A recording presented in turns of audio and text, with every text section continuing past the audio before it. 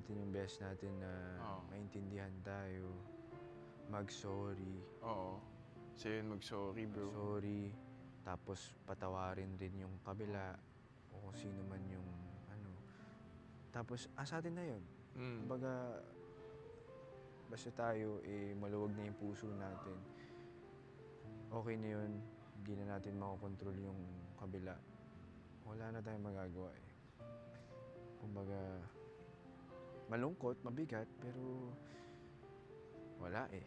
Alangan naman pilitin mo, 'di ba? Oo. Wala talaga, bro. Yun yung realidad.